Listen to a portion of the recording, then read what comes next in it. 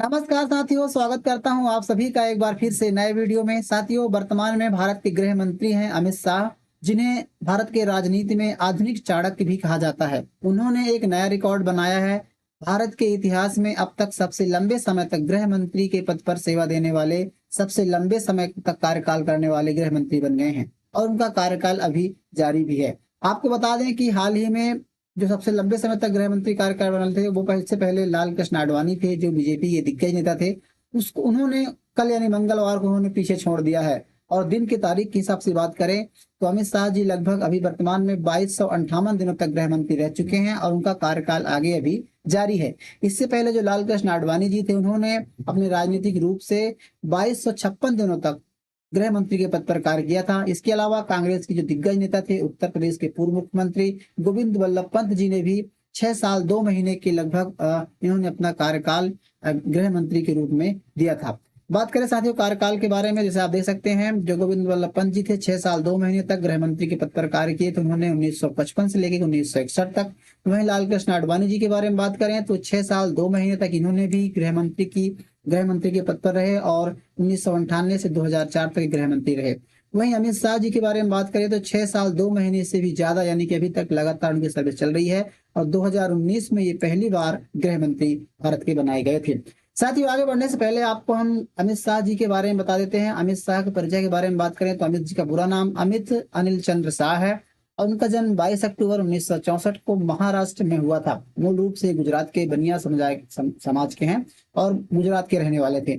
बात करने की शिक्षा की साथियों तो बीएससी इन्होंने किया है बायोकेमिस्ट्री से जैव रसायन में और गुजरात यूनिवर्सिटी से। इसके अलावा उनके परिवार में उनकी पत्नी सोनल शाह है और उनके पुत्र आप सभी लोग जानते हैं, न जानते हो बता दूं आपको कि उनके पुत्र जय शाह हैं, जो बीसीसीआई के अध्यक्ष रह चुके हैं। वर्तमान में आईसीसी यानी कि इंटरनेशनल क्रिकेट काउंसिल यानी कि अंतर्राष्ट्रीय क्रिकेट परिषद के अध्यक्ष हैं। इसके अलावा साथ ही इनका जो संबंध है तो भारतीय राजनीतिक पार्टी जनता पार्टी से, बीजेपी से है और वर्तमान में वो 30 मई 2000 से भारत के गृह मंत्री हैं। इसके अलावा वो लोकसभा सांसद हैं।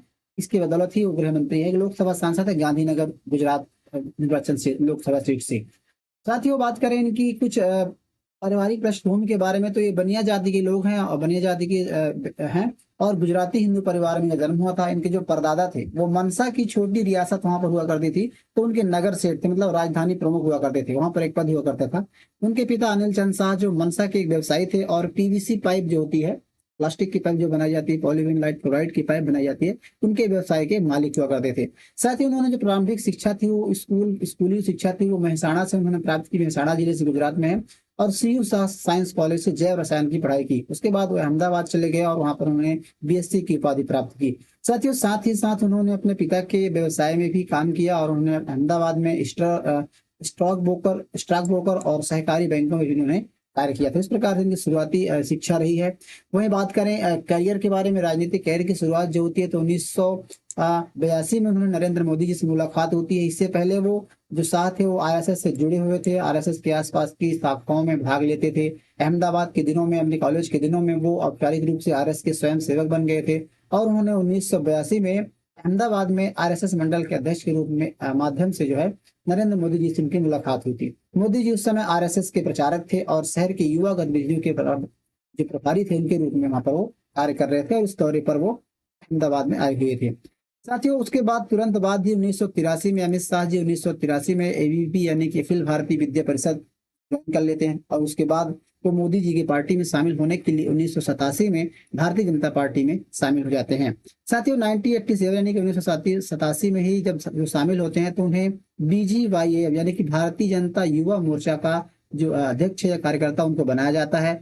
उसके बाद उनके प्रबंधन कौशल के देखते हुए, उनके राजनीतिक कुशलता को देखते हुए जब 1991 में यानी कि 1991 में लोकसभा चुनाव होते हैं तो उस समय गांधीनगर से लाल कृष्ण आडवाणी चुनाव लड़ते हैं, तो उनको चुनाव अभियान का प्रबंधक बनाया जाता है। लाल कृष्ण आडवाणी जी के चुनाव अभियान के प्रबंधक के तौर पर उनको नियुक्त किया जाता है और जिम्मेदारी दी जाती है। वहीं से उनको जिम्मेदारियों की जो शुरुआत है वो होती है, राजनीतिक कैरियर की शुरुआत होती है। साथ ही उसके बाद उनकी एंट्री जो होती है गुजरात विधानसभा में होती है 1997 यानी कि 1997 में पहली बार सरखेज सीट से विधायक सीट पर ये निर्वाचित होकर के और विधानसभा में आते हैं।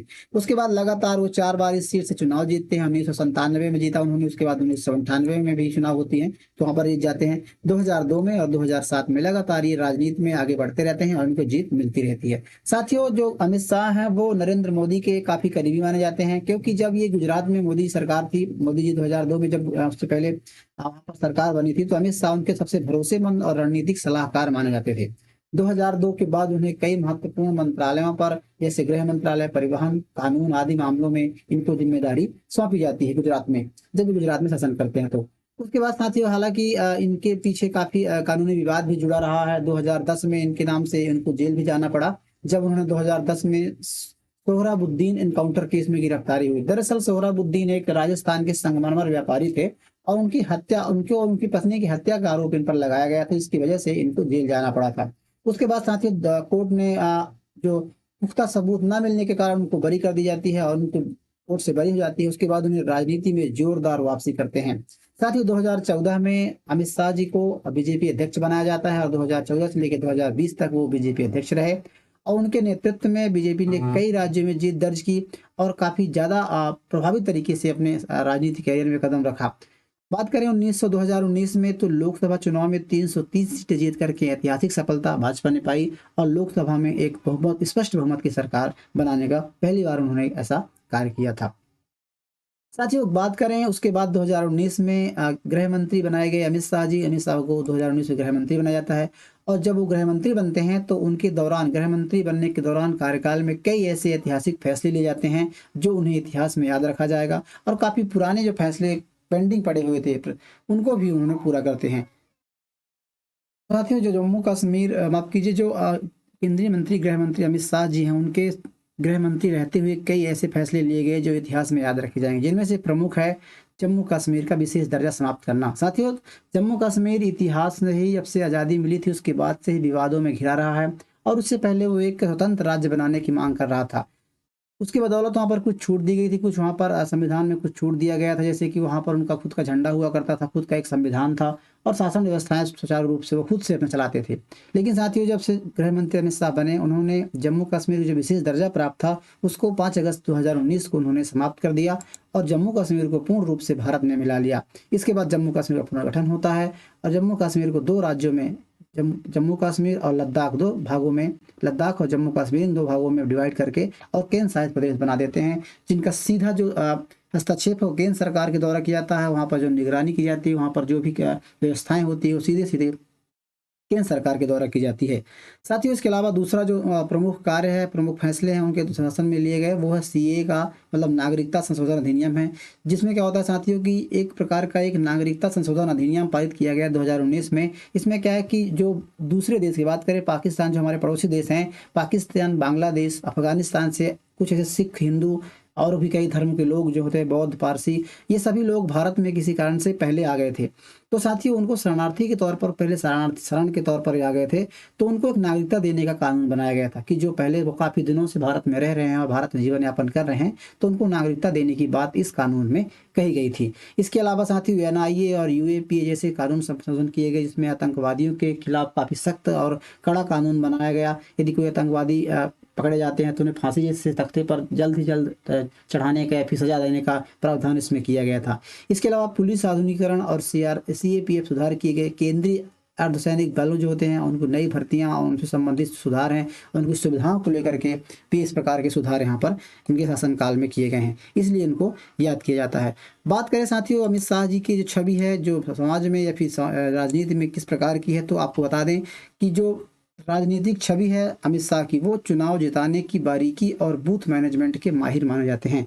मतलब इनको चाणक्य के तौर पर, जिस प्रकार से आपने नंदवंश चाणक्य के बारे में सुना होगा, जो चंद्रगुप्त मौर्य के गुरु थे, इन्होंने नंदवंश को कैसे समाप्त करके और एक युवक, जो चंद्रगुप्त समय नौजवान थे, युवक थे, उनको शासन सत्ता संभाल दी थी। तो इस प्रकार से इनको चाणक्य के तौर पर देखा जाता है और इनका कड़क प्रशासन रहा है। आप सभी लोगों ने देखा होगा कि यदि चुनाव में कभी कभी कई बार देखने को मिलता है कि स्पष्ट बहुमत न होने के बाद भी कई राज्यों में भारत के कई राज्यों में चुनाव होने के बाद, स्पष्ट बहुमत न होने के बाद भी अमित शाह के प्रयासों से और उनके कूटनीतिक दबाव या फिर कूटनीतिक ये सख्त कारण उन्होंने कई राज्यों में सरकार बनाए हैं और इसके दौलत कई राज्यों में विधायकों की खरीद फरोख्त का भी मामला देखा होगा आपने, जो इनके तौर पर इनके तहत इन पर आरोप लगते रहे कि अपने विधायकों को ज़बरदस्ती खरीदते हैं या फिर इस प्रकार की प्रक्रिया का पालन करते हैं। साथ ही उसके अलावा मोदी के सबसे करीबी माने जाते हैं और आधुनिक जो राजनीति है भारत में, उसमें मोदी और शाह की जोड़ी है वो भारतीय राजनीति में काफ़ी ज़्यादा अभी प्रभावशील देखी जा रही है। तो साथियों, हाल ही में ये आप देख सकते हैं इस प्रकार खबर निकल कर आ रही थी और अमित शाह जी ने नया रिकॉर्ड बनाया, इसके बारे में हमने आपको जानकारी बताई। बहरहाल ये जानकारी आपको कैसी लगी आप हमें कमेंट बॉक्स में ज़रूर बताइएगा। साथियों, यदि आपको वीडियो पसंद आ रहा है तो वीडियो को लाइक ज़रूर कीजिए, चैनल को सब्सक्राइब जरूर कर लीजिएगा। मिलते हैं किसी ऐसे नए वीडियो में, तब तक के लिए नमस्कार।